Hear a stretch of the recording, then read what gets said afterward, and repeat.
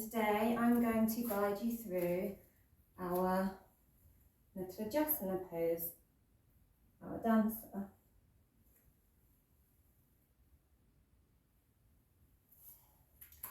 So, this pose, our Natarajasana, is based on the Lord Shiva in the form of Nataraja. It means the Lord of the dance. So Nata means dancer and Raja means king, so it can be known as king dancer also. And it symbolises the cosmic cycles of creation and resolution, so like life and death and the cycles of nature. And so it is known as the cosmic dance of the universe. It can symbolise Jupiter, as it's quite expansive, and therefore Sagittarius, as Sagittarius is ruled by Jupiter. It helps us focus on our balance, it deepens our breathing as it really expands, open that chest, opens up that solar plexus and heart chakra, really improves our focus. It is a whole body pose that really opens the hips, the lower back, the shoulders, the rib cage, and we're working our legs, even our ankles, a lot in this pose. So just to awaken those areas, to come into the posture, we're going to do some warm-up activities. So coming down onto the mat, however you want to come down. For now, we just sit in a seat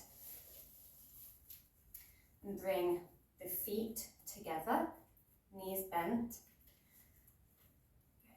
in a bit of a round angle, but we're just going to flutter the hips here. Nothing dramatic. Just awakening those hip flexors. If you do have any severe back injuries, I would suggest consulting a medical practitioner before you attempt this pose. And if you suffer from vertigo, as it's a balanced posture, I'd make sure you're near a wall or a chair or something sturdy that you can grab onto. Lovely. So we're just going to take the feet apart, grind down through these sit bones. Take them a little bit, feet a little bit wider than hip distance. Just allow one knee to fall in after the other. Wind wiping those knees, really awakening those hip flexors. Maybe you can go all the way over. Woo! Or maybe you just want to do one at a time. Inward. And we're going to come onto hands and knees into a tabletop, making sure the wrists are slacked under the shoulders, knees are under the hips, nice flat back. But from here, we're just going to do some dynamic movements. So maybe you want to swing back, lowering those hips, making some circles with the body, going the other way. Maybe you'd like to do some body scooping here, just come down to the forearms and rolling the chest and scooping along the floor, pushing those hips back. So, woo, pushing up through those hands, sending those hips back. Just find whatever movements your body wants to make here. Then, coming back to neutral. We're going to do some cat-cows, so inhaling and arching the back, exhaling, rounding that spine, pushing the ground away. Inhale, exhale, inhale, cow, exhale, cat. Really awakening that spine, so it's nice and open and ready. Lovely. Now we're just going to lift a knee up and touch it to the elbow, and then take it out to the side and circle it round.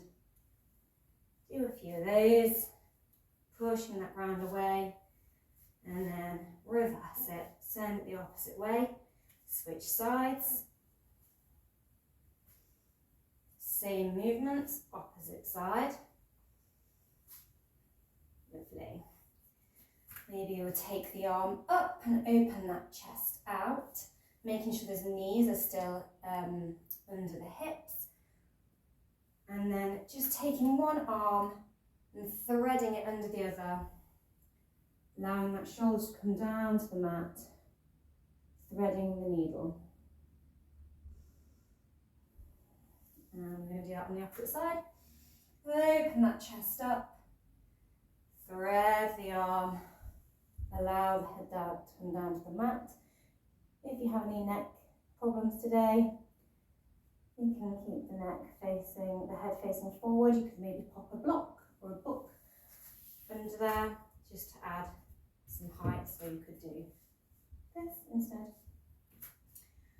And then I'm going to flex the toes and just come to sit on those flexed toes, really stretching those feet out. And we're going to take a strap. You can use a dressing gown cord or a long piece of fabric or an old belt, wrapping it around the hands just a little bit wider than shoulder distance, making sure it's nice and taut, not a floppy piece of wibbliness. So we're getting, nice and tight to cause some resistance. We're going to inhale that strap up and exhale the shoulders down and round. And inhale it up and bring it back in front, exhaling it down. Inhale, strap comes up, exhale, it comes back and down. Try and see if you can keep your spine straight here so that the shoulders are doing the work.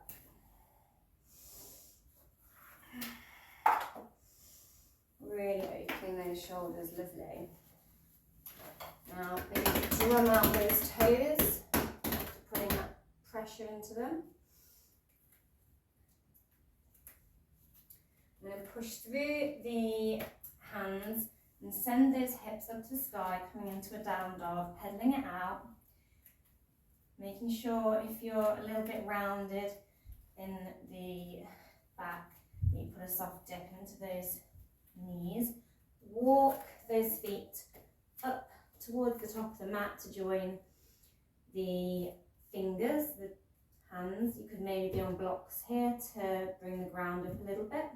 Otherwise, just rolling up through the spine, standing nice and straight in Tadasana, rooting down nicely through those feet, raising the arms up, can be shoulder distance apart or they can come together.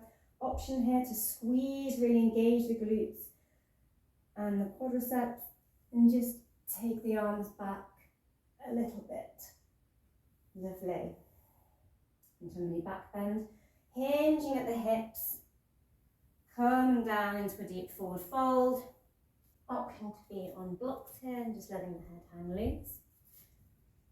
Bring the hands to the mat and stepping the right foot back of the mat, knees stacked over ankle, root that hip down to the ground, sweep the arms up in your Anjanasana, a low lunge, really flexing that hip open as we're going to be needing that openness later.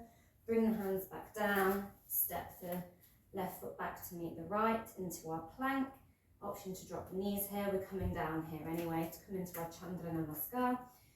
So exhaling and dipping the spine, grabbing the chest, the torso with the arms, lowering chest and chin to the ground. You can bring the blocks under your shoulders and come down to those instead, or just come down to the mat on your belly, however's comfortable.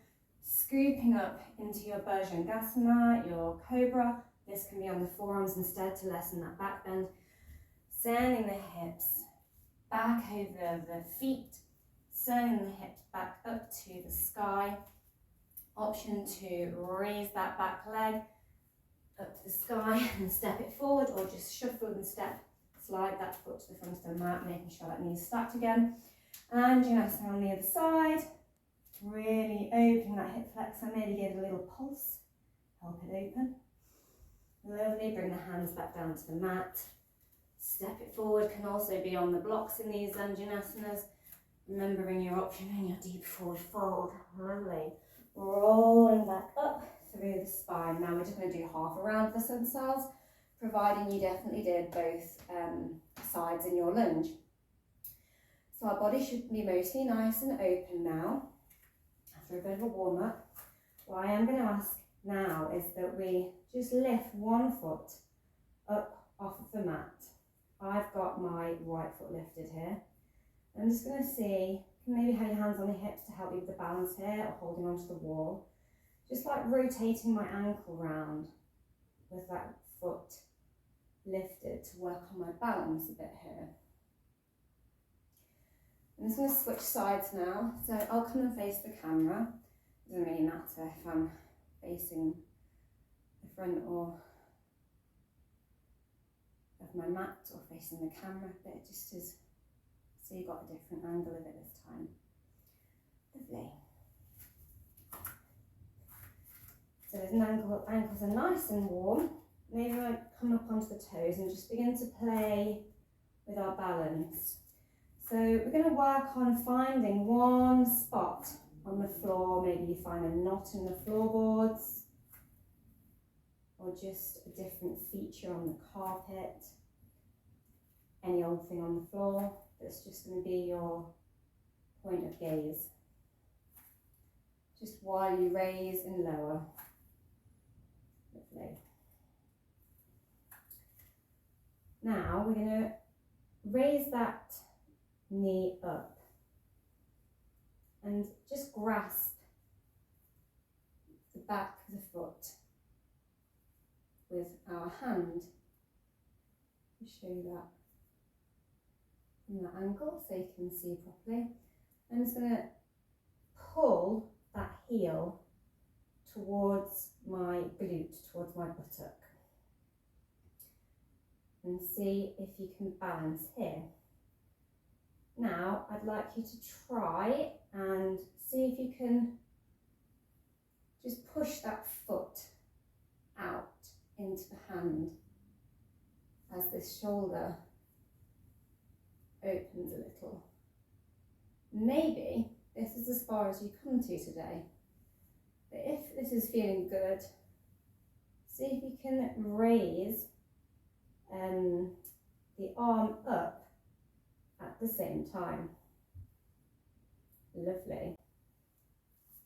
Now we're just going to switch sides and do that on the opposite side. So taking that foot, clasping that foot in the palm again, drawing that foot towards the glute, pushing it back, and then seeing if you can combine the arm reaching up. Don't forget to really ground through that foot and find that point of focus.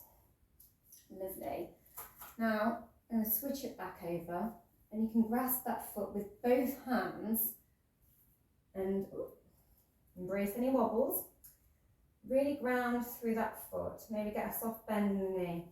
And as you push the foot back with both hands, really feel that chest open and that quad working.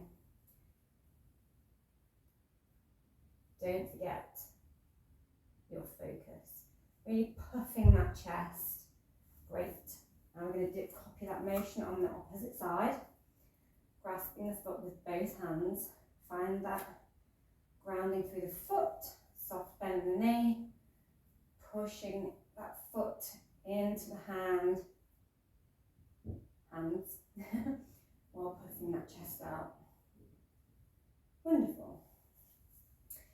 So switching it back over, I'm going to try and fully extend the foot up with the reach of the arm, coming into that sort of first stage of this pose, this dancer pose. So I like to clasp my foot on the inside. You can also do it from the outside. It just depends on how your shoulder likes to rotate open. So I'm going to grab my instep and clasp my fingers around the foot like so, and my thumb is going on sort of behind where, sort of the ball of my foot. And then I'm just going to kick the foot into the hand as I reach up. Embrace any wobbles. Remember, if you've got a wall or a chair, you can use that. And then coming down mindfully. Things to look out for while you're doing this is making sure your hips are squared. Whoop. To the front of the room or the front of the mat. And as you're lifting up, make sure that chest is opening up and you're not just tilting forward and lifting your leg up by actually hinging at your hip. As it looks like the leg is going higher, but actually you're not creating that back bend and you're not opening, expanding that chest. You're just sort of getting a bit of a good quad stretch there. So I'm going to spin round to the other edge of the mat so that you can see that pose on the other side. Also, I'm going to throw in a few options here. So I've got a strap. I have a nice double-ended strap here. Basically, take a strap or a belt and you just form a loop in it. So you can thread it through the buckle, or you could tighten one of the belt loops, or tie a knot in it if you've got a piece of fabric, or just fold it in half. So you could fold in half and just create a bit of a tension rope to get the foot, or you could loop it, create a loop and pop your foot through that loop. And then grounding down through both feet, lifting and bending, lifting the foot by bending the knee, getting hold of your strap, and as you lift the foot up with the strap, you rotate that shoulder open. So you send the elbow up and kick up into the strap. Slowly, mindfully bringing that foot down. You can also try and walk the strap closer to you and play around with that. Remember as well, you can be holding on to this wall as well for any balance, or you could have a chair here and be holding on to a chair. Otherwise, without any prop assistance, I'm just again going to grasp that foot.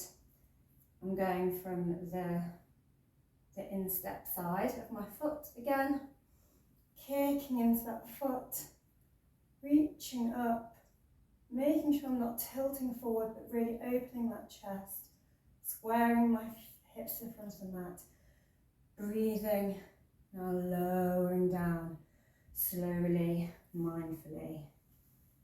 Lovely. Now, if you are super happy here, maybe eventually, or now, you'd like to move towards taking both arms behind, super flexible. So make sure you're really solid with working on the version I've just demonstrated.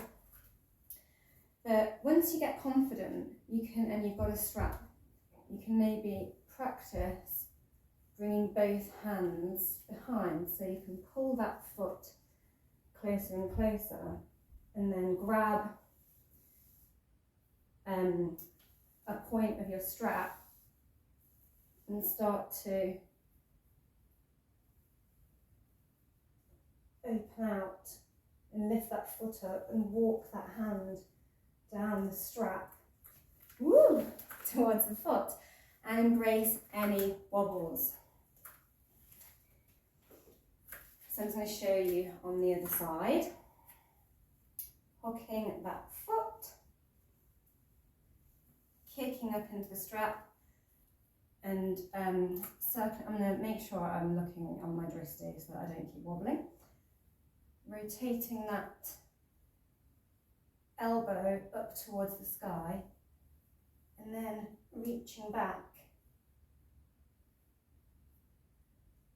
and grabbing the other hand, kicking that leg up higher, higher, really focusing. Lovely. And eventually you might be able to start reaching back the leg with both hands, or I like to do a flip the grip Natarajasana, where I grab my foot, I flip my grip, sending my elbow up to the sky, then reaching back, grasping my other hand,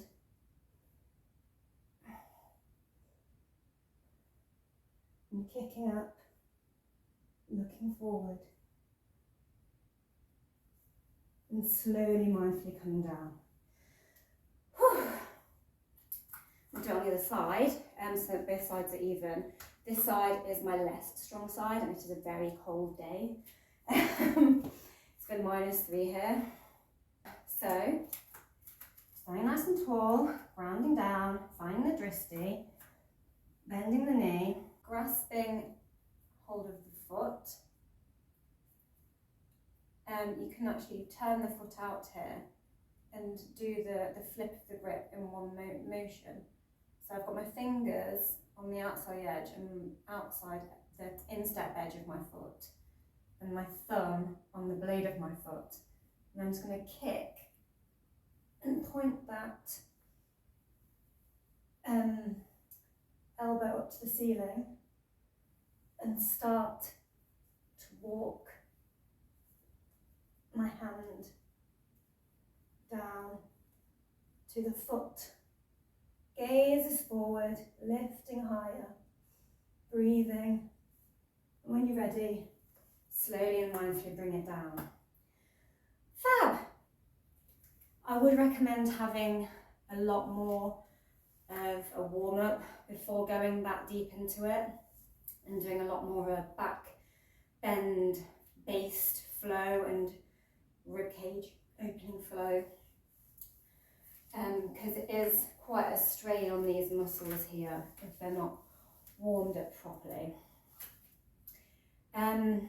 But take modifications, play around with it, get comfortable with it, and enjoy your Natarajasana.